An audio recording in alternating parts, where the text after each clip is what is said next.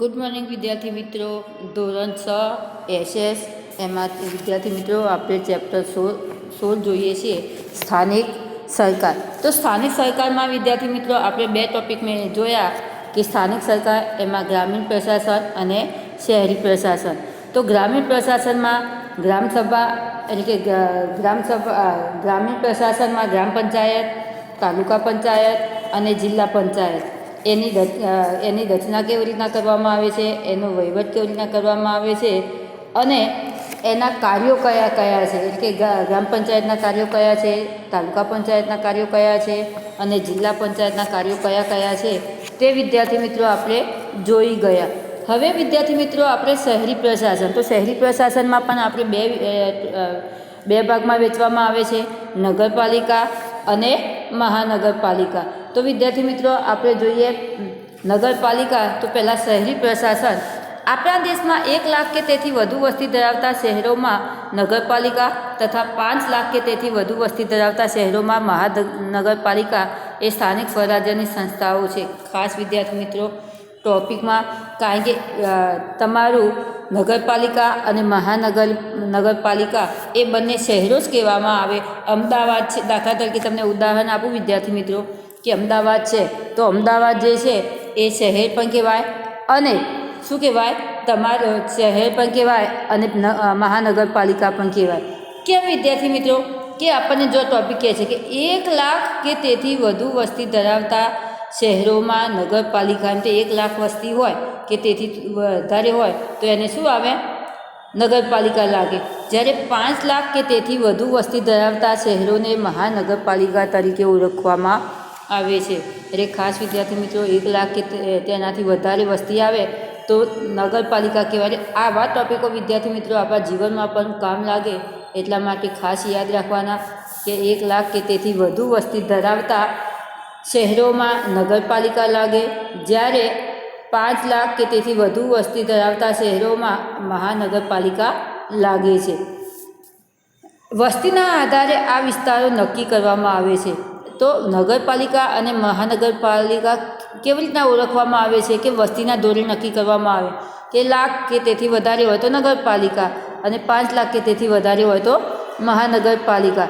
આ રીતે નક્કી કરવામાં આવે છે, જેમાં સામાન્ય રીતે દર 5 વર્ષે ચૂંટણીઓ કરવામાં આવે છે.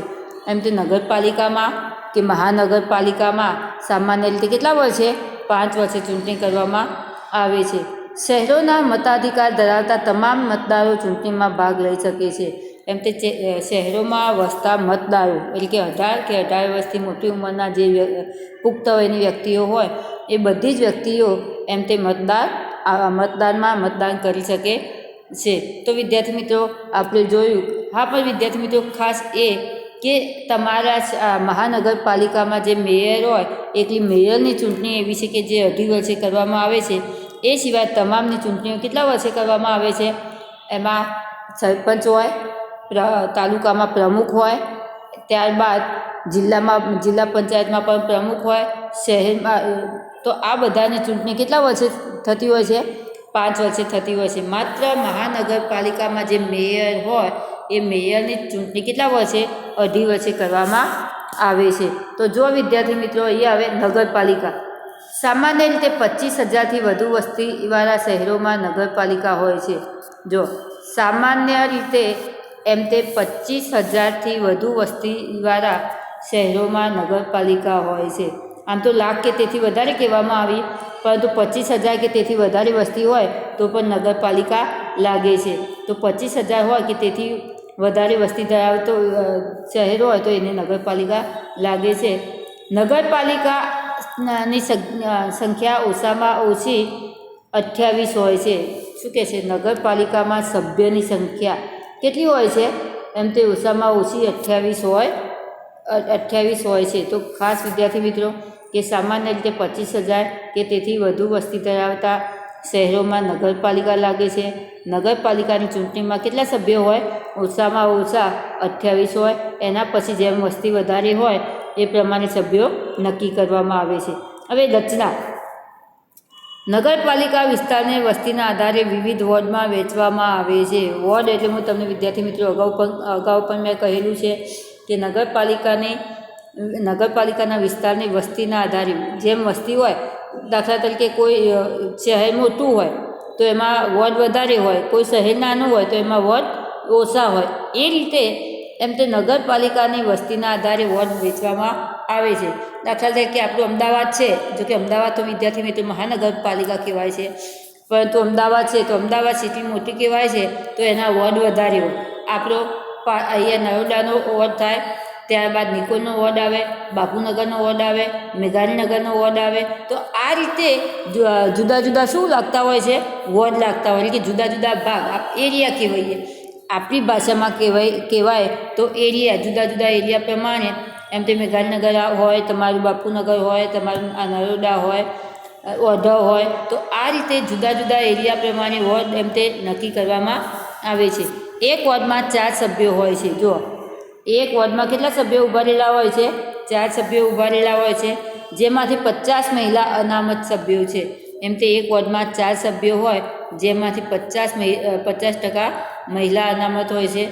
જેમાંથી ચૂંટાયેલા સભ્યોમાંથી પ્રમુખ, ઉપપ્રમુખની વરણી કરવામાં આવે છે. જિલ્લા અને તાલુકાની જેમ એમ તે 50% મહિલા અનામત રાખવામાં આવે છે. જ્યારે આમાંથી ચૂંટાયેલા જે સભ્યો હોય એમાંથી પ્રમુખ અને ઉપપ્રમુખની વરણી નક્કી કરવામાં આવે છે. પ્રમુખ એ ચૂંટાયેલા વડા છે, તેમનો કાર્યકાળ 2.5 વર્ષનો હોય છે. એમ તે પ્રમુખ જે છે એ ચૂંટાયેલા વડા છે અને તેમનો કાર્યકાળ કેટલા વર્ષનો હોય છે? 2.5 વર્ષનો હોય છે. તેઓ નગરપાલિકાના અધ્યક્ષ પદ સંભાળે છે. તો અહીંયા ખાસ વિદ્યાર્થી મિત્રો, નગરપાલિકા હોય કે મહાનગરપાલિકા હોય તો આના જે પ્રમુખ હોય તો પ્રમુખનો સમયગાળો કેટલા વર્ષનો હોય છે? 2.5 વર્ષનો હોય છે. અને તે આખા જે શહેર હોય એનો અધ્યક્ષ તરીકે પદ સંભાળતા હોય છે. તો ખાસ વિદ્યાર્થી મિત્રો, ફરીથી રચનામાં કે નગરપાલિકાના વસ્તીના આધારે વોર્ડ વેચવામાં આવે છે. એક વોર્ડમાં 4 સભ્યો હોય છે, 50% અનામત હોય છે. જે સભ્યો ચૂંટાયેલા હોય એમાંથી પ્રમુખ અને ઉપપ્રમુખ વરની એટલે નક્કી કરવામાં આવે છે. પ્રમુખ એ ચૂંટાયેલા વડા છે અને તેનો સમયગાળો 2.5 વર્ષનો હોય છે. હવે વહીવટ કેવી રીતના કરવામાં આવે છે નગરપાલિકાનો? તો ચૂંટાયેલા સભ્યોમાંથી વિવિધ સમિતિઓ બનાવવામાં આવે છે.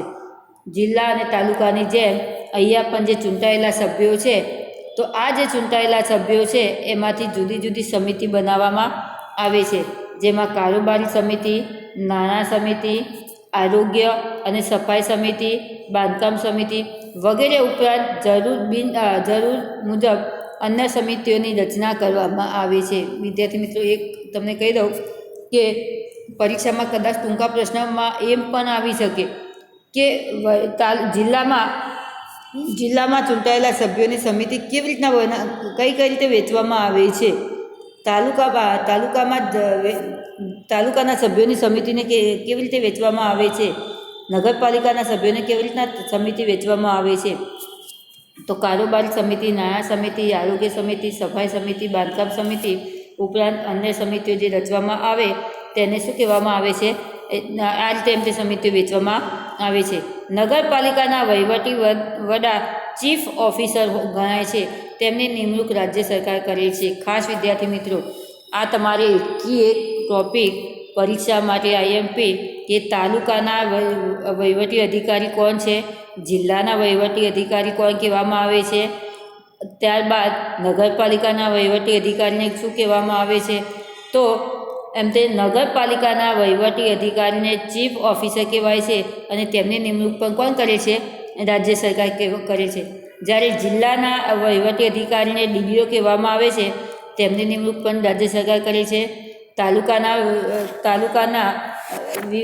તાલુકાના વહીવટી અધિકારીને ટીડીઓ કહેવામાં આવે છે અને તેમની નિમણૂક પણ રાજ્ય સરકાર કરે છે. તો આ રીતે વિદ્યાર્થી મિત્રો, વહીવટી અધિકાર એ પણ ટૂંકા પ્રશ્નમાં આવે તો તમારે ધ્યાન રાખવું. હવે કાર્યો 2 થી 3 માર્ક્સમાં ગમે તે કાર્યનો એક તો અવશ્ય વિદ્યાર્થી મિત્રો પૂછાય.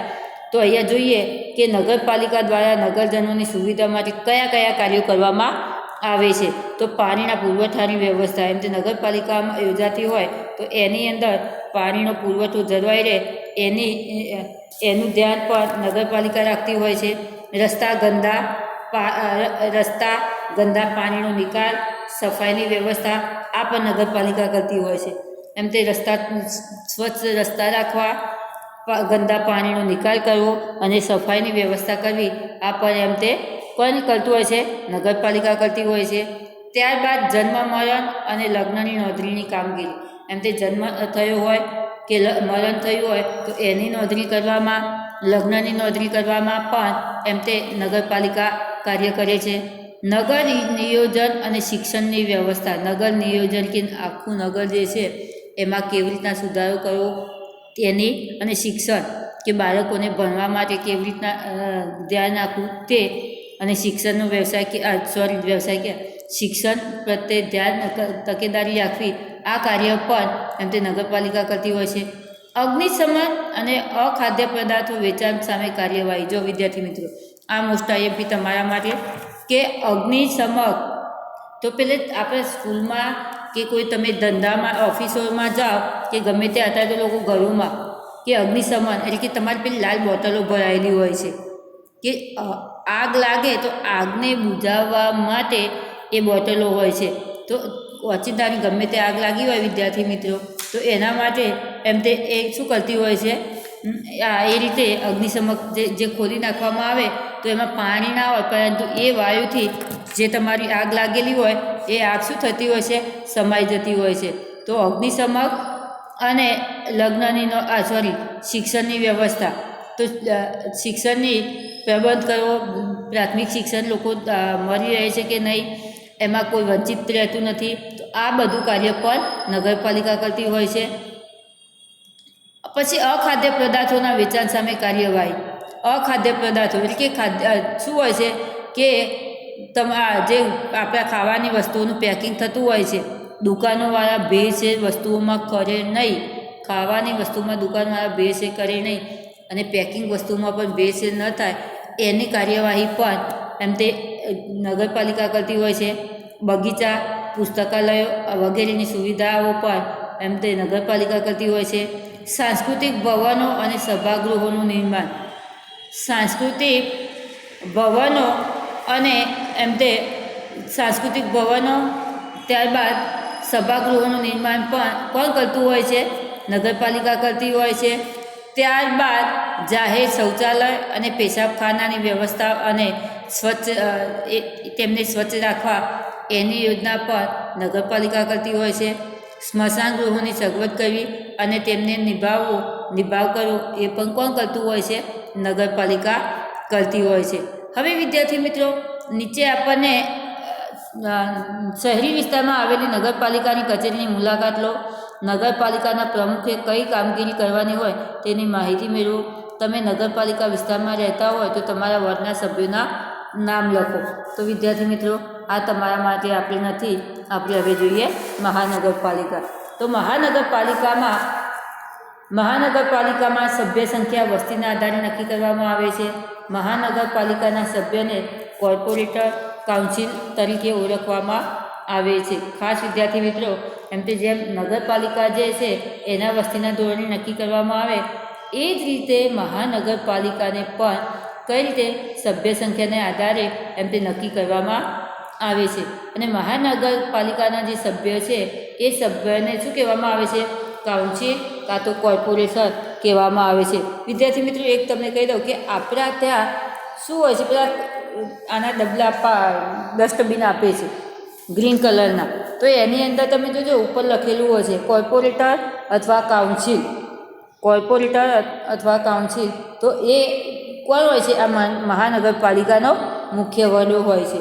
મહાનગરપાલિકાના વડાને મેયર કહેવામાં આવે છે. જો મહાનગરપાલિકાના વડાને મેયર કહેવામાં આવે છે. ગુજરાતમાં 8 મહાનગરપાલિકાઓ છે. ખાસ વિદ્યાર્થી મિત્રો, મોસ્ટ આઈએમપી કે ગુજરાતમાં કેટલી મહાનગરપાલિકાઓ છે?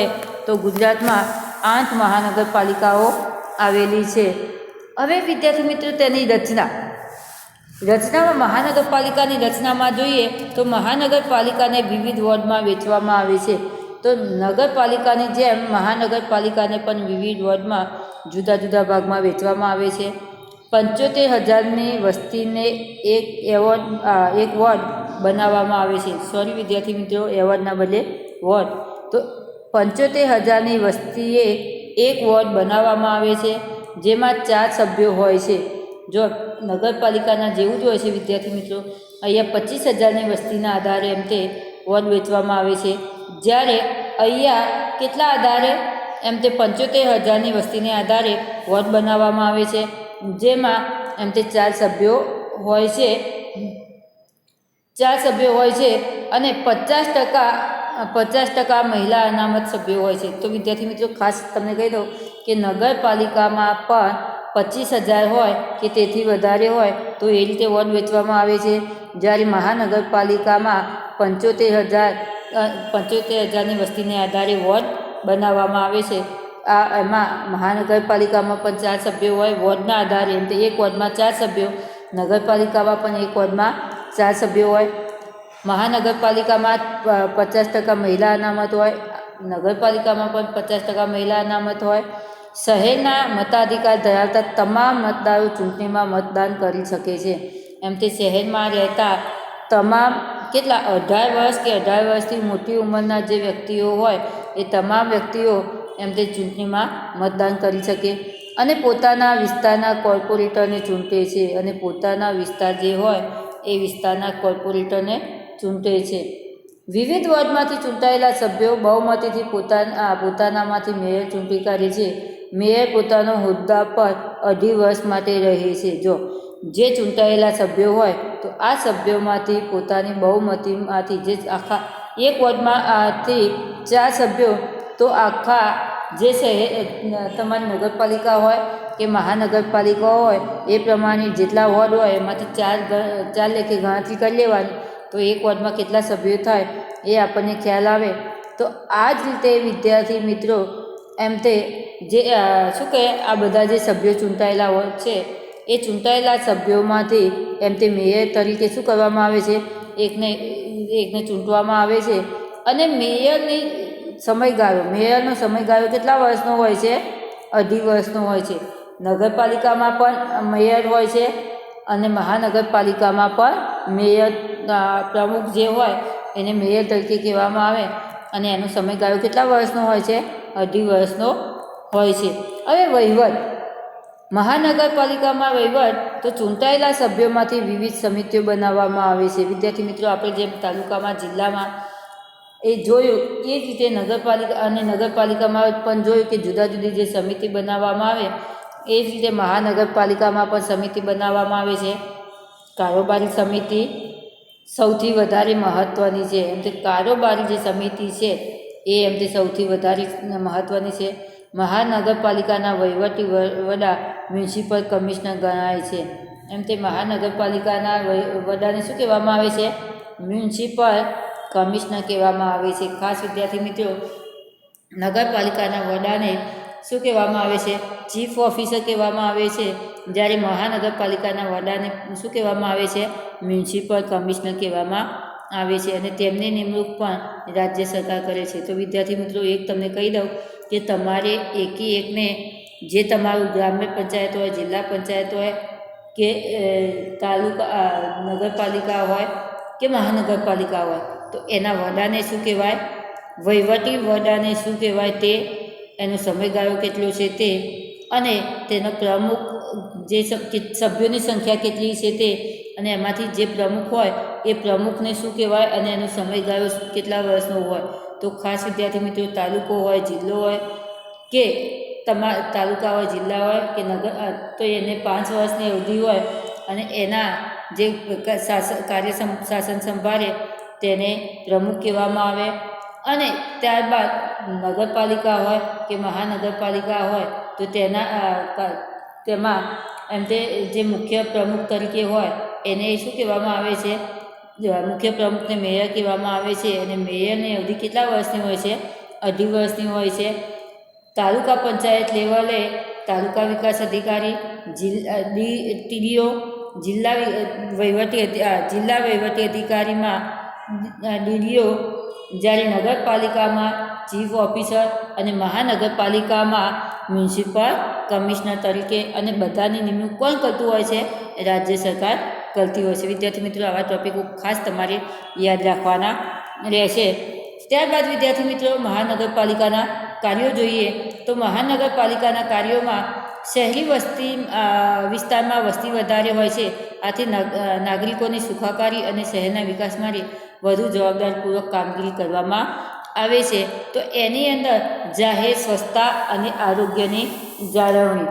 તો ખાસ વિદ્યાર્થી મિત્રો આપણને કહે છે કે એમ જે શહેરી વિકાસમાં મહાનગરપાલિકામાં કેવા કાર્યો કરવામાં આવે છે, તો મહાનગરપાલિકામાં એમ તે જાહેર સ્વચ્છતા અને આરોગ્યની જાળવણીનું કાર્ય કરવામાં આવે છે. પીવાના પાણી, ચોખ્ખા પાણીની વ્યવસ્થા અને વિતરણ એટલે કે આપણને જે સસ્તા ભાવે મળતી વસ્તુ હોય તે એની વ્યવસ્થા કરવામાં આવે છે. ત્યારબાદ ગટર વ્યવસ્થા, સાફ સફાઈ અને ગંદા કચરાનો નિકાલ એની વ્યવસ્થા પણ મહાનગરપાલિકા કરતી હોય છે.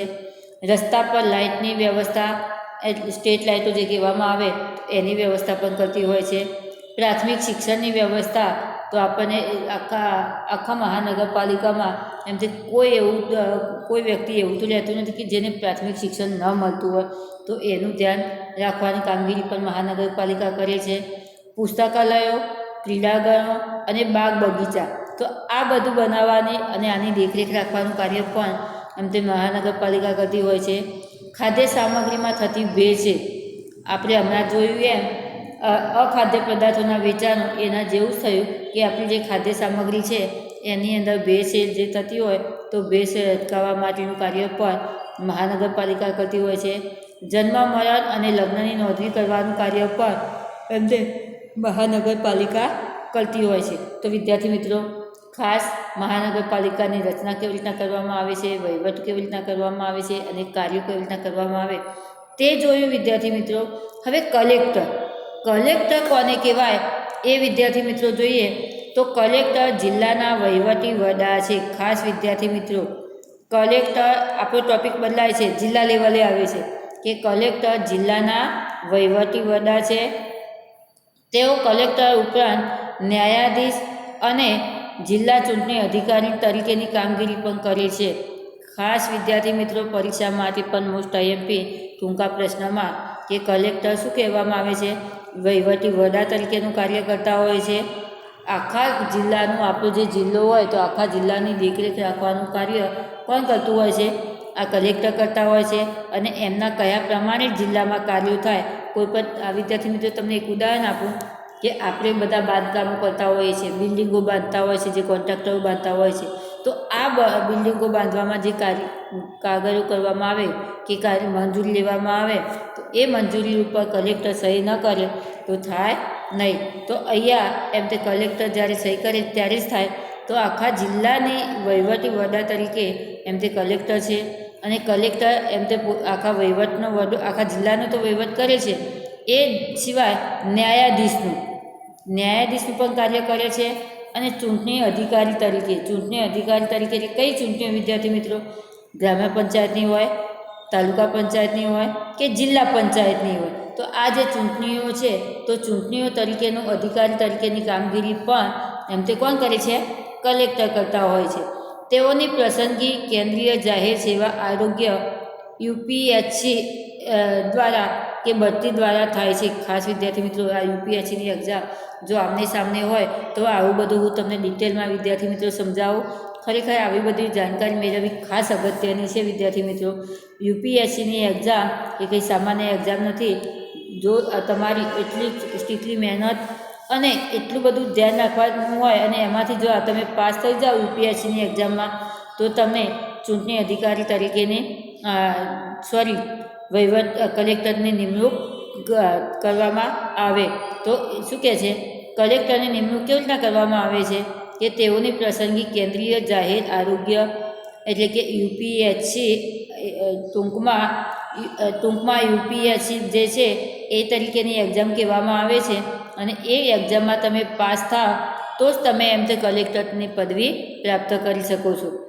બઢતી દ્વારા થાય છે. બઢતી કે સામાન્ય નીચે પદવી હોય કે નગરપાલિકાના ચીફ ઓફિસર હોય કે તમારા મ્યુનિસિપલ કમિશનર હોય, એમાં એ એક્ઝામો આપો તો એની અંદરથી પણ આગળ બઢતી થતી હોય છે.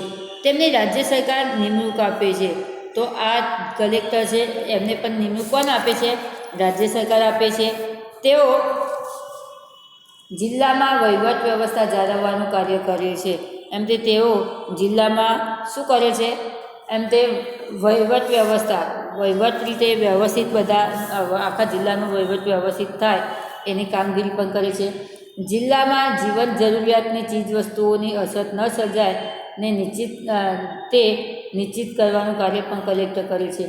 તે જિલ્લામાં જીવન જરૂરિયાત ચીજવસ્તુઓ, આપણી જે રોજની દૈનિક ચીજવસ્તુઓ છે એ દૈનિક ચીજવસ્તુઓની અછત એટલે કે આપણા જિલ્લામાં એ વસ્તુઓની અછત ઓછી ન થાય એ માટે તે કાર્ય કરતા હોય છે. હવે પંચાયતી રાજમાં જિલ્લા કલેક્ટરની ભૂમિકા. વિદ્યાર્થી મિત્રો, આપણે જિલ્લા લેવલે કલેક્ટરની શું કાર્ય હોય છે તે. હવે પંચાયતી રાજમાં જિલ્લા કલેક્ટરની શું ભૂમિકા છે? એટલે કે પંચાયતી રાજ જે છે આપણું ગ્રામ્ય લેવલે, એમાં કલેક્ટર શું કામ કરે છે તે. તો વિદ્યાર્થી મિત્રો, જિલ્લા સ્તરે તમામ વિભાગોના કામોનું સંકલન અને સંચાલન કરે છે. મેં વિદ્યાર્થી મિત્રો પહેલાં જ તમને કહ્યું કે કલેક્ટરનું કાર્ય માત્ર જિલ્લા પૂરતું જ નથી હોતું, પરંતુ ગ્રામ્ય લેવલે, તાલુકા લેવલે અને જિલ્લા લેવલે પણ કાર્ય કોણ કરતું હોય છે? કલેક્ટર કરતા હોય છે. તો જિલ્લા સ્તરે તમામ વિભાગોનું કામ કલેક્ટર કરતા હોય છે. સમગ્ર જિલ્લાના વિકાસ માટે બનેલી જિલ્લા આયોજન સમિતિના સચિવ કલેક્ટર હોય છે. તે સમગ્ર જિલ્લાના વિકાસ માટે બનેલી જે જિલ્લા આયોજન સમિતિ છે, જિલ્લા આયોજન સમિતિ કોને કહેવામાં આવે? કે જે જિલ્લા પ્રમુખ જે છે એના જે સભ્યો છે. તો આ બધાની જે સમિતિ છે એ સમિતિ, તો આ જિલ્લા વિકાસ માટે જે બનેલી સમિતિ છે, તો એ સમિતિમાં તે દેખરેખ રાખવાનું કાર્ય પણ કોણ કરતા હોય છે? કલેક્ટર કરતા હોય છે. તેઓ ગ્રામ પંચાયતની સભ્ય સંખ્યા નક્કી કરે છે. જો હવે ગ્રામ્ય લેવલે તેઓ ગ્રામ પંચાયત હોય તો ગામ કેવડું છે, નાનું છે કે મોટું છે, તો એ રીતે ગ્રામ પંચાયતમાં સભ્યો કેવી રીતના કેટલા રાખવા, તો એની સભ્ય સંખ્યા પણ કોણ નક્કી કરતું હોય છે? કલેક્ટર કરતા હોય છે. ત્યારબાદ ગ્રામ પંચાયતમાં અનામત બેઠકોની ફાળવણી પણ તે કરતા હોય છે. અનામત સ્ત્રીઓ માટે અનામત કેવી રીતના રાખવી, SC ST અને બક્ષી માટે પણ અનામત સીટ કેટલી રાખવી એ પણ ત્યાં કલેક્ટર કરતા હોય છે. કે ચૂંટણી વખતે સ્ત્રીઓની સંખ્યા કેટલી હોવી જોઈએ, અનામત SC ST અને બક્ષીમાંની સભ્ય સંખ્યા કેટલી હોવી જોઈએ, અનામત, આ બધી કોણ કરતું હોય છે? કલેક્ટર કરતા હોય છે. અનુસૂચિત જાતિ, અનુસૂચિત જનજાતિ, સામાજિક અને શૈક્ષણિક રીતે પછાત વર્ગના લોકો તથા મહિલાઓ માટે સરપંચનો હોદ્દો અનામત રાખવામાં આવે છે. ખાસ વિદ્યાર્થી મિત્રો, મેં તમને અત્યારે હાલ જ કહ્યું કે અનુસૂચિત જાતિ, અનુસૂચિત જનજાતિ એટલે કે SC અને ST, તો આ બધા સામાજિક અને શૈક્ષણિક રીતે પછાત, સામાજિક રીતે અને શૈક્ષણિક રીતે પછાત વર્ગના જે લોકો છે એના માટે અને મહિલા અનામત માટે પણ સરપંચનો હોદ્દો એટલે કે ગ્રામ્ય લેવલે જે સરપંચ કહેવામાં આવે એના હોદ્દાની સીટ અનામત રાખવાનું કાર્ય પણ કોણ કરતું હોય છે? કલેક્ટર કરતા હોય છે. તો ખાસ વિદ્યાર્થી મિત્રો, ફરીથી એક વખત રિવિઝન કે જિલ્લા સ્તરે તમામ વિભાગોનું કામ કોણ કરતું હોય છે? કલેક્ટર. જિલ્લા લેવલે એટલે કે આખો જે જિલ્લો હોય અને જિલ્લાના કેટલા તાલુકા આવતા હોય, કેટલા ગામડાઓ આવતા હોય, તો આ બધાના કામોનું સંકલન એટલે કે દેખરેખ અને સંચાલન એટલે કે કાર્ય, આ બધું તે કલેક્ટર કરતા હોય છે. સમગ્ર જિલ્લાનો વિકાસ એટલે કે સમગ્ર જિલ્લો, એમાં તાલુકા અને ગ્રામ્ય વિસ્તાર આવી ગયા, તો આખા જિલ્લાનો જે વિકાસ હોય તો એ વિકાસના કાર્યો પણ કોણ કરતું હોય છે? વિકાસના માટે બનેલી જે જિલ્લા આયોજન સમિતિ, તો સમગ્ર વિકાસ માટે જે બનેલી સમિતિ જે છે એટલે કે જે તાલુકા લેવલે, જિલ્લા લેવલે જે સભ્યો છે, પ્રમુખ અને ઉપપ્રમુખ અને સભ્યો, આ બધાનું દેખરેખ રાખવાનું કાર્ય પણ કોણ કરતું હોય છે? કલેક્ટર કરતા હોય છે. ગ્રામ પંચાયતમાં કેટલા સભ્યો ચૂંટણીમાં ઊભા રહે અને કેટલી સીટો અનામત રાખવી એનું કાર્ય પણ કોણ કરતું હોય છે? કલેક્ટર કરતા હોય છે. અનુસૂચિત જાતિ, જનજાતિ અને સામાજિક અને શૈક્ષણિક રીતે પછાત વર્ગના લોકો તથા મહિલા માટે મહિલાઓ માટે સંચાલનનો હોદ્દો અનામત રાખવાનું કાર્ય પણ કોણ કરતું હોય છે? કલેક્ટર કરતા હોય છે. હવે વિદ્યાર્થી મિત્રો, મેં તમને હમણાં જ કહ્યું કે યુપીએસસી અને જીપીએસસી. તો જુઓ, કેન્દ્રીય જાહેર સેવા આરોગ્ય યુપીએસસી દ્વારા લેવાતી પરીક્ષા અંગે વિદ્યાર્થીઓને માર્ગદર્શન આપવું. લાસ્ટ LAS, આઈપીએસ અને આઈએફએસ અંગેની માહિતી આપવી. જિલ્લા કક્ષાએ ફરજ બજાવતા આઈએએસ અને આઈપીએસ કક્ષાના અધિકારીઓના નામ જણાવવા. ગુજરાત જાહેર સેવા આયોગ દ્વારા લેવાતી પરીક્ષાઓ અંગે માહિતી આપવી. વિદ્યાર્થી મિત્રો, હું તમને વારંવાર જીકે કરીને તમને પ્રશ્નો કરતી હોઉં છું કે આ પ્રશ્ન જીકેમાં પૂછાયો છે, આ પ્રશ્ન જીકેમાં પૂછાયો છે. તો જીકેની એક્ઝામમાં વિદ્યાર્થી મિત્રો, તમારી આ જે યુપીએસસીની અને જીપીએસસીની એક્ઝામો છે એમાં બીજા તો તમારા ક્વેશ્ચનો આવતા જ હોય છે, પરંતુ અમુક તમને એવું કહું કે આ પ્રશ્ન તમારા જીપીએસસીમાં આવે, સોરી જીપીએસસીમાં અને જીકેમાં આવે. આવા પ્રશ્નો ખાસ વિદ્યાર્થી મિત્રો યાદ રાખવા કે તમે ગમે એટલું તમારું રિઝલ્ટ સારું હોય, 90% હોય, પરંતુ તમારા જિલ્લા વિકાસ અધિકારી જેવી સારી એવી પદવી ઉપર જોબ લેવી હોય તો તમારે એ રિઝલ્ટ નહીં, પરંતુ આ યુપીએસસી અને જે જીપીએસસી છે એની પરીક્ષા આપવી પડતી હોય છે. તો ખાસ વિદ્યાર્થી મિત્રો, જો આમને સામને હોય તો હું તમને વધારે માહિતી આપું, કારણ કે શાંતિથી સમયગાળો આપણા પાસે હોય અને સમયગાળાની સાથે સાથે આમને સામને હોય તો હું ઘણા ઉદાહરણ પણ આપી શકું, પરંતુ કુદરતી સંજોગોને કારણે આપણે આવા ટૉપિકોને માત્ર સામાન્ય રીતે ટૂંકમાં સમજાવવા પડે છે. હવે વિદ્યાર્થી મિત્રો, મામલતદાર કોને કહેવાય? તો જુઓ, મામલતદાર એટલે કે મામલતદાર એ તાલુકા કક્ષાના વહીવટી અધિકારી છે. તેઓની પસંદગી પણ રાજ્ય સેવા આયોગ દ્વારા કરવામાં આવે છે કે જીપીએસસીની પરીક્ષા દ્વારા કરવામાં આવે છે. તો જુઓ વિદ્યાર્થી મિત્રો, કેમ તે મામલતદાર કઈ કક્ષાએ જોબ કરે કે મામલતદાર જે છે એ તાલુકા કક્ષાએ જે વહીવટી અધિકારી છે એ તરીકે કાર્ય કરે છે અને તેમની પસંદગી એમ તે રાજ્ય સરકાર સેવા આયોગ દ્વારા કરવામાં આવે છે. ગુજરાતમાં જે જીપીએસસીની પરીક્ષા લેવાય છે એની દ્વારા એમ તે જે મામલતદારની જે છે એની નિમણૂક કરવામાં આવે છે અને કાં તો સામાન્ય જે ક્લાર્ક હોય તો એમાંથી પરીક્ષા આપી અને બઢતી થઈ અને મામલતદારની પોસ્ટ લઈ શકે છે. મામલતદાર સરેરાશ 50 કે તેથી વધુ ગામોના સમૂહના બનેલા તાલુકાના મહેસૂલી વડા છે.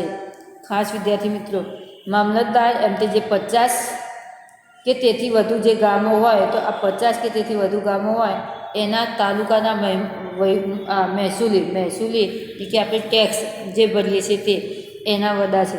કારણ કે તમે જુઓ તો વિદ્યાર્થી મિત્રો, આપણે ગામડાઓમાં ટેક્સ ભરતા હોય છે. કોના જોડે ભરતા હોઈએ છીએ? તલાટી પાસે ભરતા હોઈએ છીએ.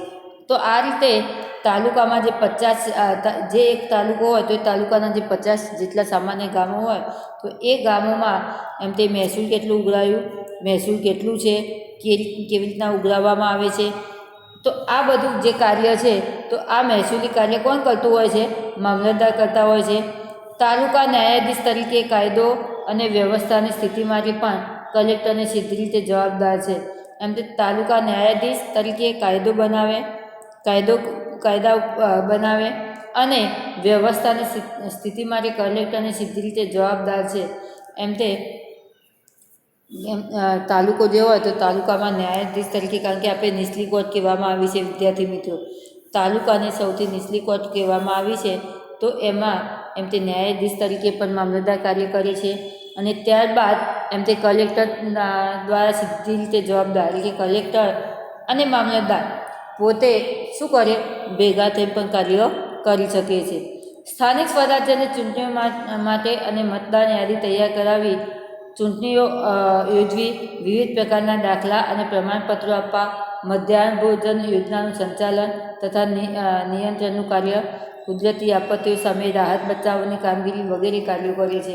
તો મામલતદાર કયા કાર્યો કરે છે?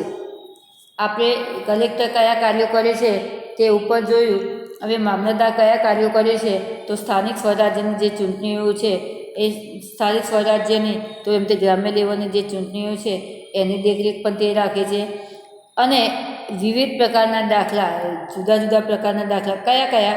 તમારો જન્મનો દાખલો આવે, મરણનો દાખલો આવે, ત્યારબાદ તમારું જાતિ પ્રમાણપત્ર આવે, તો આવા જે પ્રમાણપત્રો છે, પછી કોઈ ખોળ ખાપણવાળું હોય તો એનો દાખલો આવે, તો આવા જે દાખલાઓ છે અને પ્રમાણપત્રો છે એ આપવાનું કાર્ય કરે.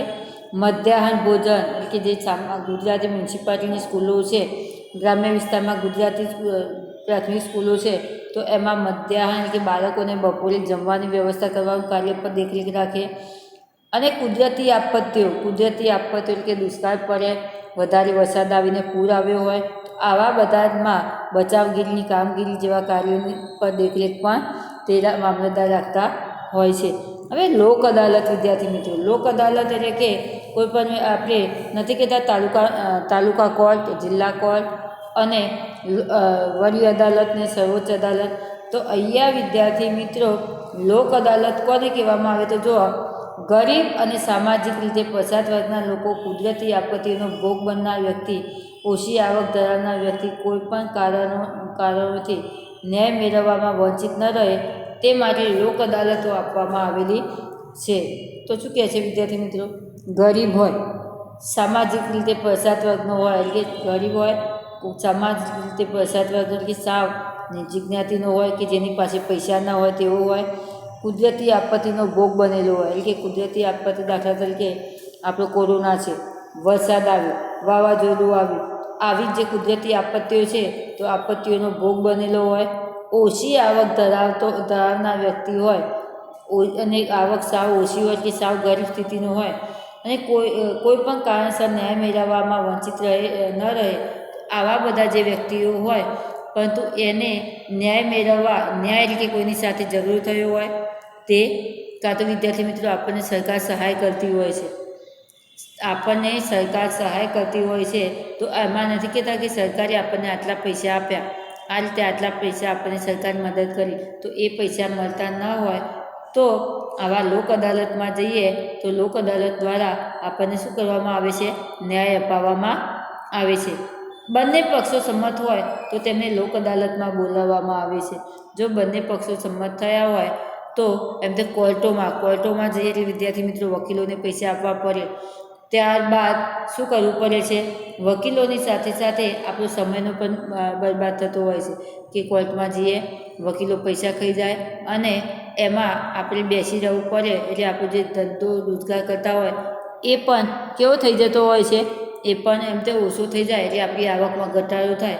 આના માટે સરકારે સમય ન બગડે અને પૈસા ન બગડે આના કારણે લોક અદાલત ગઢવામાં આવી છે અને એમાં જે ગરીબ વર્ગ છે એના માટે ખાસ જ ઉપયોગી છે. તો એમ તો બંને બાજુના જે પક્ષો છે એ પક્ષો સંમત હોય તો લોક અદાલતમાં બોલાવવામાં આવે છે. લોક અદાલત એ તકરાર નિવારણનો શ્રેષ્ઠ વિકલ્પ છે. એમ તે લોક અદાલત જે છે એ તકરાર નિવારણનો ખાસ વિદ્યાર્થી મિત્રો ખાસ જગ્યાએ કે પરીક્ષામાં આવે કે તકરાર નિવારણનો ખાસ વિકલ્પ છે. કોઈની ન હાર કે કોઈની ન જીત એ રીતે લાંબા સમયથી મુદતો પડતી હોય એવા કેસોનો નિકાલ થાય છે. એમ તો કોઈની જીત કે કોઈની હાર નહીં, પરંતુ બંનેને કોઈને ઝઘડો થયો હોય વિદ્યાર્થી મિત્રો અને એ ઝઘડામાં બંને કોર્ટોમાં જતા હોય અને લાંબા સમયગાળાથી મુદતો પડી અને સમય બરબાદ થતો હોય તો આવા લોકો જે છે એ જો લોક અદાલતમાં જાય તો બંને પક્ષે સમજાવી અને કોઈની જીત કે કોઈની હાર કર્યા વિના એ લોકોને સમજાવી અને કેસનો નિકાલ કરવામાં આવે છે. તેમાં કેસ મૂકવા માટે પક્ષકારોએ કોઈ ખર્ચ કરવાનો હોતો નથી. ખાસ વિદ્યાર્થી મિત્રો કે જેને કેસ કરેલો હોય લોક અદાલતમાં તો એને પૈસા ભરવા પડતા નથી. કોર્ટ કચેરીમાં લાંબા સમયથી પડતા રહેલા કેસોનો બંને પક્ષોએ સંતોષકારક અને સમાધાનકારી રીતે ન્યાય મળે છે. એમ તે કોર્ટ કચેરીમાં જે લાંબા સમયથી કેસો ચાલતા હોય આવા જે કેસો છે એ કેસોનો સંતોષકારક એટલે કે આપણને શાંતિ મળી રહે તેવો અને આપણને સમાધાન થાય એ રીતે એમ તે ન્યાય મળતો હોય છે. વારંવાર મુદતે ધક્કા ખાતા પક્ષકારો, સાક્ષીઓ વગેરે પડતી મુશ્કેલીઓમાંથી લોક અદાલત મુક્ત કરે છે. એમ તે વારંવાર જે આપણે કોર્ટમાં જઈએ તો ધક્કા ખાઈએ, એની સાથે આપણે સાક્ષીઓ લઈ જઈએ. સાક્ષી તો વિદ્યાર્થી મિત્રો ખબર છે, આપણને કંઈક ઝઘડો થયો હોય તો ટીચર પૂછી લો, આને આમ થયું પૂછી લો, મેં નથી કર્યું. અને તો જે વચ્ચેની વ્યક્તિ છે એ વચ્ચેની વ્યક્તિને શું કહેવામાં આવે? સાક્ષી કહેવામાં આવે. તો અહીંયા એમ તે પક્ષકારો અને જે સાક્ષીઓ છે એ વગેરેને શું કરવામાં આવે છે? પડતી મુશ્કેલીઓમાંથી લોક અદાલત મુક્ત કરે છે. સમાધાન સમજૂતી શક્ય ન બને તો લોક અદાલત દ્વારા કેસો હાથ લઈને નિર્ણય આપે છે. એમ તે સમાધાનથી કેસ પૂરો ન થાય તો લોક અદાલત દ્વારા એમ તે કેસો પર હાથ લઈ અને એમાંથી પણ નિર્ણય આપે છે. કેવી રીતના? કે ચલો બંનેને સમજાવ્યા છતાં પણ કોઈ નિકાલ આવતો નથી તો લોક અદાલતમાં કેસ ચાલે, અને લોક અદાલતમાં કેસ ચાલે અને એના દ્વારા એમ તે નિર્ણય જે આવે એ નિર્ણય સાચો કહેવાય છે, જે તમામ પક્ષકારોને માન્ય રહે છે. અને આ જે કેસ ચાલે અને જે ન્યાય આપવામાં આવે લોક અદાલતમાં એ બંને પક્ષોએ શું કરવામાં આવે છે? માન્ય રાખવામાં આવે છે. લોક અદાલતનો હુકમ અંતિમ હુકમ હોય છે. તે લોક અદાલતનો જે ન્યાય આપવામાં આવે એ અંતિમ ન્યાય કહેવામાં આવે છે. લોક અદાલતથી વિવાદનો અંત આવે છે. તે લોક અદાલતથી વિવાદ એટલે કે ઝઘડો, તો જે ઝઘડો થયો હોય તો એ ઝઘડાનો અંત આવતો હોય છે. બંને પક્ષોએ ન્યાય મળે છે. બંને આમને સામને જે પક્ષો હોય એ પક્ષોએ એમ તે લોક અદાલતમાં ન્યાય મળતો હોય છે. ત્યારબાદ એમ તે પરસ્પર ઝઘડતા માણસો વચ્ચે સમાધાન થાય છે અને નાણાં અને સમયનો બચાવ થાય છે. એમ તે પરસ્પર બંને જે માણસો હોય એ ઝઘડ્યા હોય તો એ બંને માણસો વચ્ચે સમાધાન કરવામાં આવે અને નાણાં સમયનો, પૈસાનો અને જે સમય છે એનો પણ બચાવ થતો હોય છે.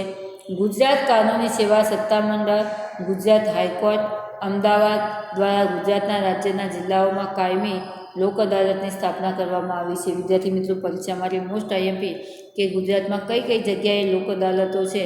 તો કાનૂની સેવા સત્તામંડળ, ગુજરાત હાઈકોર્ટ અને અમદાવાદ. તો આ ગુજરાત હાઈકોર્ટ, અમદાવાદ, તો આ જે જિલ્લાઓ છે એમાં લોક અદાલતોની સ્થાપના કરવામાં આવી છે. કાયમી લોક અદાલતમાં કેસ દાખલ કરવા માટે અથવા કોઈ કાર્યવાહી કરવા માટે કોર્ટ ફીસ ભરવાની રહેતી નથી. એમ તે લોક અદાલતમાં કેસ દાખલ કરવા અને એની કાર્યવાહી કરવા માટે કોર્ટમાં ફી લેવામાં આવતી નથી. તો વિદ્યાર્થી મિત્રો, અહીંયા આપણું ચેપ્ટર પૂરું થાય છે. ખાસ વિદ્યાર્થી મિત્રો, ફરીથી કે તમને તમારું ગ્રામ્ય લેવલે જે તમારા ગ્રામીણ પ્રશાસનમાં 3 ભાગ લેવામાં આવ્યા: ગ્રામ પંચાયત, તાલુકા પંચાયત, જિલ્લા પંચાયત. એની રચના કેવી રીતના કરવામાં આવી, એના વહીવટ કેવી રીતના કરવામાં આવે છે અને ગ્રામમાં એ ત્રણે ત્રણ કાર્યો કેવી રીતના કરે છે. તે જ રીતે શહેરી પ્રશાસન, તો શહેરી પ્રશાસનમાં નગરપાલિકા અને મહાનગરપાલિકા, તો એના કાર્યો કયા, એની રચના કેવી રીતના કરવામાં આવે છે, એનો વહીવટ કેવી રીતના કરવામાં આવે છે અને એના કાર્યો કેવી રીતના કરવામાં આવે છે તે જોયું. ત્યારબાદ જિલ્લા લેવલે એમ તે કલેક્ટર જે છે એની નિમણૂક કેવી રીતના કરવામાં આવે છે અને કલેક્ટર પોતે કયા કાર્યો કરે છે તે વિદ્યાર્થી મિત્રો જોયું. અને તાલુકા લેવલે મામલતદાર, તો મામલતદારની પોસ્ટ કેવી હોય છે, તે પોતે કેવી રીતના એની વરણી કરવામાં આવે છે અને તેના કાર્યો કયા છે તે પણ વિદ્યાર્થી મિત્રો જોયું. અને લાસ્ટ ટોપિક વિદ્યાર્થી મિત્રો કે લોક અદાલત, તો લોક અદાલત કોને કહેવાય? ખાસ વિદ્યાર્થી મિત્રો, પરીક્ષામાં તમારો પ્રશ્ન આવે છે કે લોક અદાલત કોને કહેવાય અને તેના કાર્યો કયા કયા છે અને લોક અદાલતમાં સમય અને પૈસાનું બચત કેવી રીતના થાય છે. તો આ બધું આપણે લોક અદાલતમાં જોયું. હવે વિદ્યાર્થી મિત્રો, આપણને લેક્ચર દ્વારા, તમે જે લેક્ચર આવતા હોય એ દ્વારા તો પ્રશ્નો મોકલવામાં આવે જ છે અને એના સિવાય સ્વાધ્યાય તમારે અવશ્ય લખવાનું છે. અને વિદ્યાર્થી મિત્રો, ખાસ મેં તમને હમણાં કહ્યું કે યુપીએસસી અને જે જીપીએસસીની પરીક્ષાઓ છે તો તમારા કલેક્ટર અને મામલતદાર જેવી જે સત્તાઓ કે જે જોબ છે એવી નોકરી મળી રહે.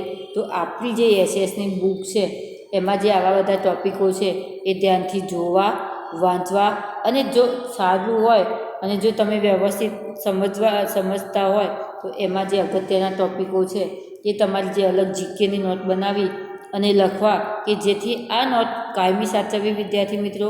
કે તમે જો કદાચ તમે ન્યૂઝ વાંચતા હોય તો એમાંથી તમારી આવી એસએસની, અને એમાં 6થાથી લગભગ તમે 10માનું એસએસ બનાવો ત્યાં સુધીના અગત્યના જે જીકેના ટૉપિકો હોય એ ઉતારવા, કે જેથી કરી અને જ્યારે તમે પણ આવી પરીક્ષા આપવામાં સમકક્ષ થયા હોય તો તમારી સિદ્ધિ એ બુક વાંચવામાં કામ લાગે. વિદ્યાર્થી મિત્રો, આવતું લાસ્ટ ચેપ્ટર આપણું 17મું જીવન નિર્વાહ આવતા લેક્ચરમાં જોઈશું. ધન્યવાદ.